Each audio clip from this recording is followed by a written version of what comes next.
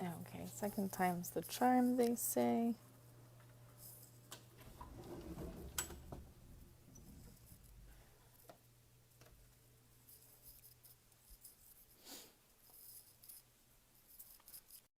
Oh, okay.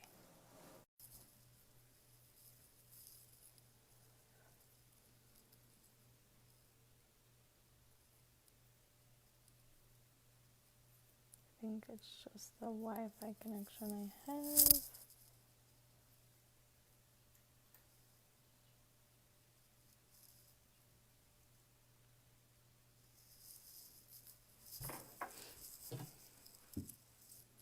Okay, Katy, if I see you on.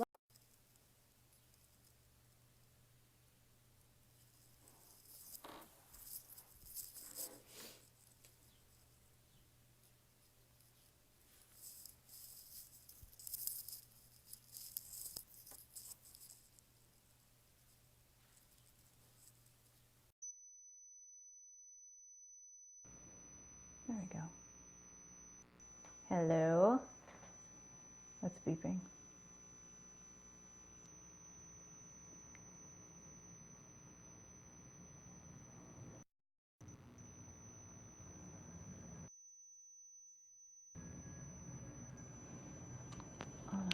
Oh. Ah, there's no volume. Can you hear me?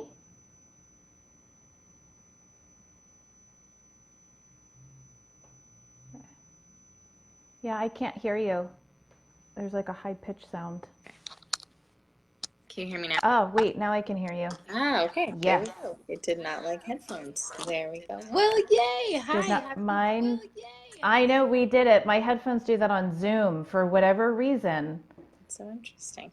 So it happens. Well, thanks for hopping on. Yeah, thanks for having me. I'm glad Yes, we pulled it off. finally. I mean, and almost on time, like 5 minutes. That's okay. Yeah, no, it's perfect. Great. So, everybody, I would like to introduce you to Katy Bray. She is an amazing Ayurveda specialist and the founder of Lead with Lights On. So, Katy, tell us a little bit about who you are and how you started doing what you're doing. Yeah. So it's interesting. I started my studies in Ayurveda, which is an ancient Indian medical system, philosophy, tradition. I mean, we could go on forever, but it started about 5,000 years ago.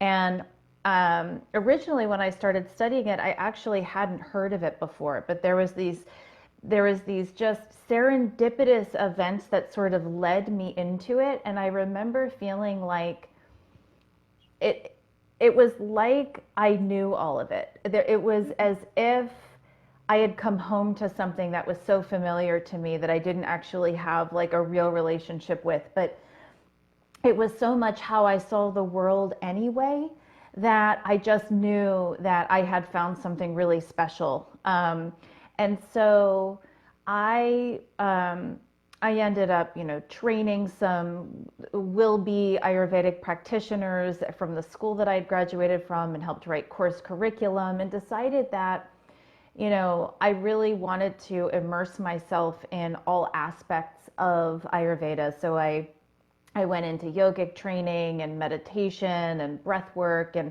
a lot of different aspects of this science of life. And what I started to really understand about myself more fully, I mean, this is now it's actually been probably about 14 years since I started the study of it, and about 13 years since I've been practicing, that I'm so much of a people person. And as much as I love the herbs and the sciences, I'm really connected deeply to who people are, on a more personal level. And so I noticed that in my practice, because I still had more of an intuitive coaching practice, and I was working with a lot of entrepreneurs because I was an entrepreneur, still am, and I was going to a lot of networking events, so that's just who I was meeting. And I was seeing a lot of imbalances that I really understood was correlating to the way that they were showing up to life from the Ayurvedic model, let's say. And so what I felt really called to do at that point was to help them navigate how to reduce stress, how to shift certain behaviors, how to have different perspectives on certain things that were happening in their life so that they could really just enjoy the life that they want and enjoy the businesses that they want.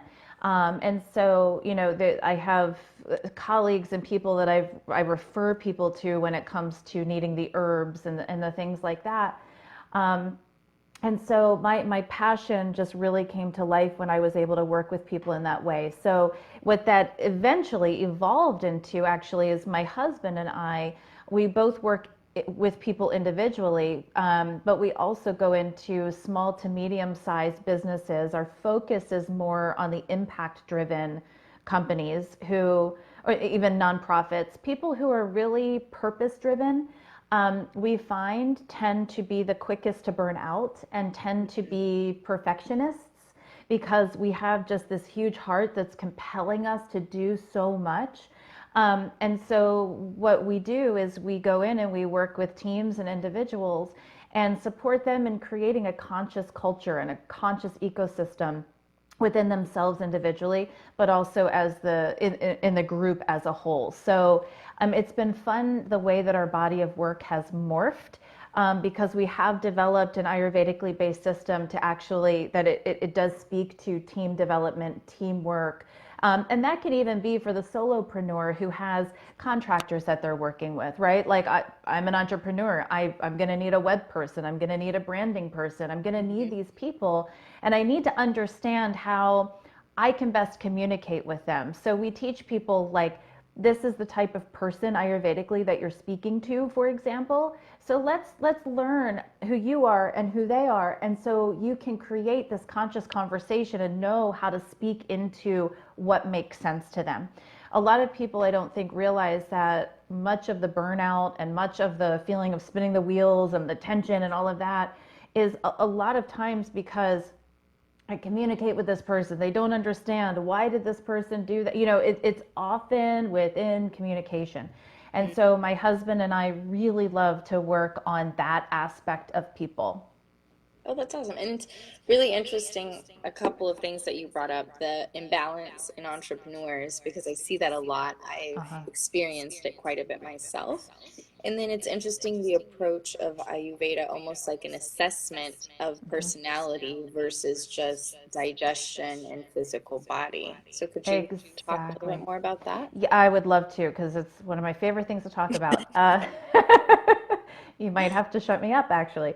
Yeah, so in our research, and my husband is definitely, so he's satellite communications, former military. He's definitely the strategic linear out of the two of us. So he really dove deep into the different research and how science backs up, like explicitly and at length, that the different, we call them temperaments. We've really gotten rid of a lot of the Ayurvedic jargon so as not to confuse or alienate people. In Ayurveda, for those of you who do know it, is the dosha. But we call it temperaments. That these temperaments correlate with the way people's brains function, the way that they sleep, the way that they process information, the way that they are more susceptible to burnout, the way that they handle and manage stress is all different based off of the temperaments. And so that's what he and I like to speak into.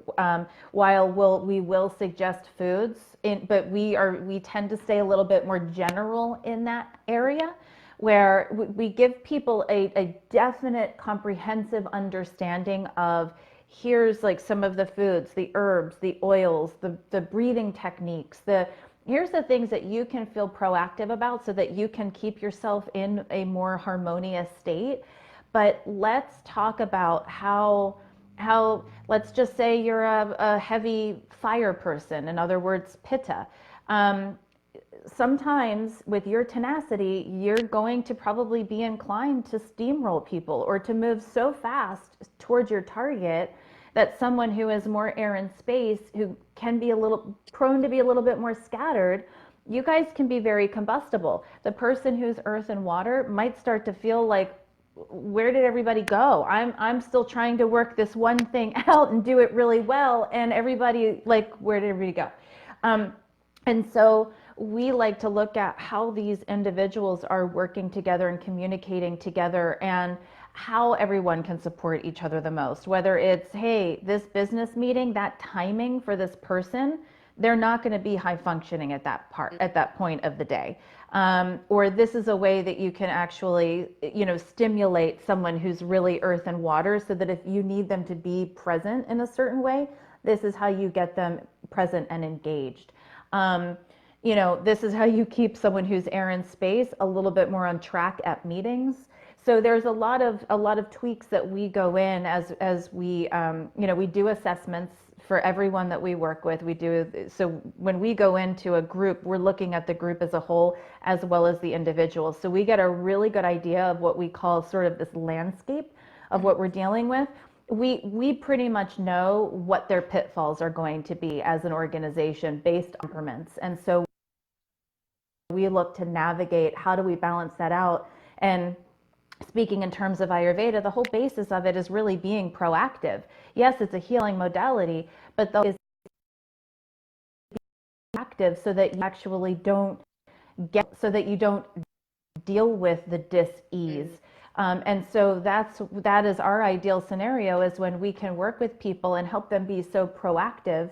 And it's not that nothing comes up, it's just that they are more prepared to handle it, and they understand each other enough as a culture that they are prepared to deal with things in a way that perhaps usually they wouldn't, because curveballs will send people easily into imbalance. And so we like to speak to that ahead of time. That's awesome. And so for the conference, it's, our target market is specifically more coaches. How do you see them integrating that into their lives and then in their coaching courses or programs or one-on-one? Yeah. So that's a great question. And I would say for themselves individually, it's a game changer. I mean, we see it all the time, and obviously we live it and we've experienced it ourselves. And even as we have two 16-year-old daughters, so we just know, we know how to operate that way, and we know the impact. So in terms of coaches, one is we are looking at actually launching, how do we actually train other coaches in this methodology so that they can apply it to their work with their client they work with, or whatever it is. We've had a lot of requests to do that. So we're looking at how do we do that while maintaining the integrity of the work. That's the only thing that's like really important to us. But particularly as conscious coaches, I think, we can't know ourselves well enough. Like, there's always more of ourselves that we can understand to make us more balanced within ourselves, to make us more present with our clients, to help us have a different framework of seeing our clients through.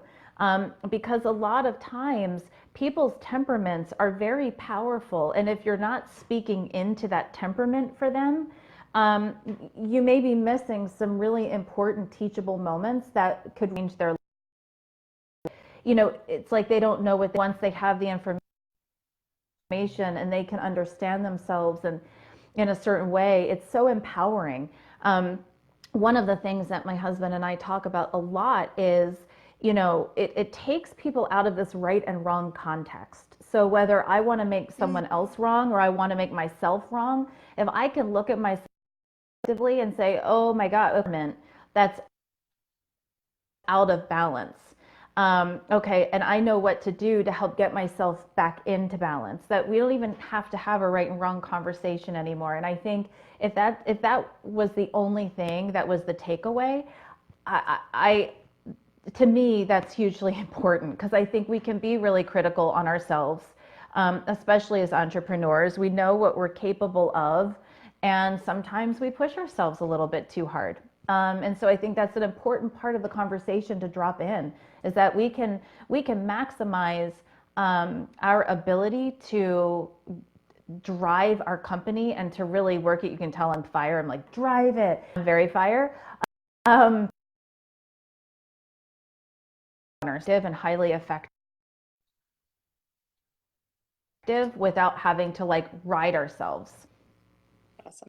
And so for the conference that we're so excited to have you, what is the most excited thing, the thing that you're most excited about for the conference? Yeah, so I have to say that I really, I'm someone who really enjoys high quality conferences where it's people that feel like my peers, where consciousness and impact are important, that their heart is really engaged in what I feel like is a place of integrity. Where, yes, of course, it's about money. We all need to make money. That's not a secret. There's no shame in that. And that doesn't mean it doesn't mean that we can't do good with that. And so for me, it always feels like a homecoming to be with that kind of group where we connect at that level. I think it's just really special. Yay, we're so excited. Yeah. Trying to see if there's anything. If of you have specific questions for Katy, now is the time to drop them in comments so you can ask her directly. But I will put your company name in comments, and also remember everyone, the conference is September 28th to October 1st, 2019 here in San Diego. You can see it's quite sunny out today, which I'm excited about. So those who are getting not great weather, an excuse to come over west. Tickets are still on sale, early bird. Especially that time of year. Oh, can you say that again? I said especially that time of year. That's a gorgeous time of year to come to San Diego. Yes, we're going to be in summer. I'm very excited. It's been quite rainy out here, which I know we can't really complain very much, but the balance of weather, right? It's all about balance. Exactly, right. So excited that we get to see you again, and we're excited for your workshop and your topic. You're going to be on the new tools and practices so that you can teach coaches how to implement this into their practice, whether it's their daily practice or in their coaching practice. Yes, especially for perfectionists. I'm going to be talking a lot about perfectionism and getting out of our own way and being productive and getting everything accomplished without having to kill ourselves with perfectionism. I'm definitely going to be at your workshop. I know, I was like, nobody will be able to relate to that. I know I can. Yeah, and bring that key of balance. I was recently in the hospital for burnout because I'm an entrepreneur, and you try to, you expect so much because the company depends on you. So that's something that I think is really, really key, and having that not only permission to allow yourself to be easier, but also knowing how to balance that out so you can productively move forward. Yeah, and I think particularly for coaches, it does come down to us practicing what we teach as well. And I know that there's that whole dichotomy of we do have to pay bills, we do have responsibilities, and that's a very real thing. Being an entrepreneur is not for lightweights. It is unending, incredibly challenging sometimes. And sometimes for years before, people get to that tipping point. And then it's just a whole different other set of challenges, So I think learning how to be gentle on ourselves and knowing that we can still get everything done that we need to get done, but we can be more gentle on ourselves in the process, I think is hugely important. I mean, I on a Facebook page the other day, there's a young woman, she's 35 years old, and she literally suffered a heart attack from too much stress from being an entrepreneur. And it almost broke my heart to even hear about that. But I know that, that's a real thing. And It can't be. So that's something that's really close to mine and my husband's heart. Our book did just come out a couple of months ago. It's called Seven Mental Models of a Conscious Team. So it's a great guidebook that teaches you some very simple yet powerful processes to move yourself out of burnout mode, and how to effectively communicate and know yourself in a way that you don't have to put yourself in that position.